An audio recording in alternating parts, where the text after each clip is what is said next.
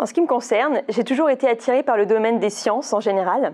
Je me souviens, dans mon enfance, j'avais eu un microscope et j'avais passé quelques heures à observer la nature à travers l'objectif. Donc c'est de manière assez naturelle que je me suis orientée vers la filière scientifique au lycée, sans savoir pour autant quel métier j'allais bien pouvoir faire. J'avais bien le métier de vétérinaire qui me trottait un peu dans la tête suite à mon stage de découverte en troisième. Mais je sentais qu'il y avait une diversité de métiers qui pouvaient s'ouvrir à moi dans le domaine scientifique et je trouvais ça assez réducteur de ne choisir qu'une seule piste. Donc c'est pour ça qu'après en avoir discuté avec mon entourage, j'ai décidé de m'orienter vers une formation plus généraliste. J'ai fait du coup 2 années de classe préparatoire, biologie, chimie, physique, sciences de la Terre, qui m'ont permis d'intégrer une école d'agronomie. Une fois arrivée dans cette école, je ne savais toujours pas ce que j'allais faire comme métier, mais déjà j'étais dans un domaine qui m'intéressait et un peu plus précis. Et cette école, j'ai découvert différents domaines scientifiques et j'ai pu me spécialiser en 2e année. Là encore, j'ai laissé parler mes envies et j'ai choisi les sciences halieutiques et aquacoles, le domaine qui m'attirait le plus en termes de thématiques et de questionnement.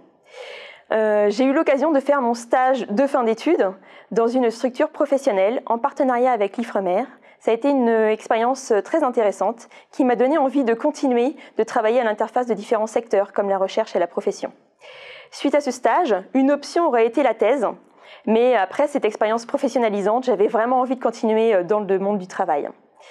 Là, j'ai eu l'occasion et la chance d'enchaîner plusieurs expériences professionnelles dans différentes structures de différentes tailles.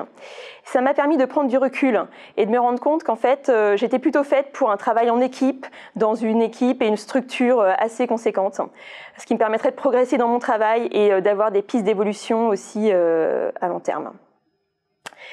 Et du coup, j'ai réussi à réaliser tout ça puisque depuis 2012, je travaille en tant qu'ingénieur économiste alieute à l'Ifremer. Je suis intégrée dans une équipe de recherche. Je travaille au quotidien avec des techniciens, des ingénieurs, des chercheurs.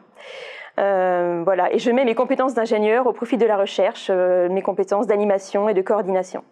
Donc finalement, sans savoir où j'allais aller au départ, en sachant saisir les opportunités qui se présentaient à moi, en écoutant mes envies, j'ai réussi aujourd'hui à avoir un métier dans lequel je m'épanouis.